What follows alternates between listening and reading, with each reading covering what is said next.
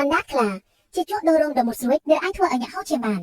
តើអ្នកធ្លាប់ឃើញអណ្ដាតខ្លាដែរឬទេអណ្ដាតរបស់វាគឺពេញទៅដោយទំពក់តូចៗវាមានសភាពក្រើមខ្លាំងរហូតដល់គ្រាន់តែការលើកតែមួយដងក៏អាចធ្វើឲ្យអ្នករងរបួសនិងហូរឈាមបានដែរប៉ុន្តែហេតុអ្វីបានជាអណ្ដាតរបស់វាមានស្នាមស្រួយៗបែបនេះតាមពិតមិនមែនត្រឹមតែខ្លាទេសត្វឆ្មាស្ទើរតែអស់គឺមិនថាតើដ៏ធំសម្បើមឬឆ្មារបស់អ្នកលើផ្ទះទេសិតតែមានស្នាមស្រួយៗដែលកើតឡើងដោយធម្មជាតិនៅលើអណ្ដាតរបស់ពួកគេប៉ុន្តែអណ្ដាតរបស់ខ្លាគឺមានភាពខុសប្លែកពីគេមួយកម្រិតទៀតស្នាមស្រួយៗទាំងនោះមានទំហំធំជាងនិងមុតជាងឆ្មាធម្មតាទៅទៀត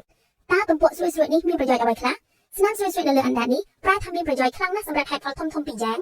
ជក់ដុសរំជាប់ខ្លួននៅពេលដែលខ្លាដុសសម្អាតរំក្រាស់ៗរបស់វាអណ្ដាតដ៏គ្រើមនោះបានសិតរំទាំងនោះចេញយ៉ាងល្អឥតកំពស់សម្អាតឆ្អឹងស្នាមស្រួយៗទាំងនោះមានកម្លាំងគ្រប់គ្រាន់ដើម្បីកោសសាច់ដែលសេសសល់ចេញពីឆ្អឹងឲ្យស្អាតអស់គ្មានសល់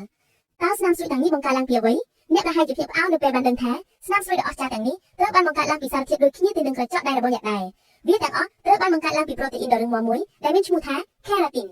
គួរឲ្យចាប់អារម្មណ៍មែនទេថាតើអណ្ដាតដ៏សាមញ្ញមួយអាចមានលក្ខណៈពិសេសអស្ចារ្យយ៉ាងនេះសូមអរគុណសម្រាប់ការទស្សនាចុច like និង share ដើម្បីទទួលបានវីដេអូជាច្រើនទៀត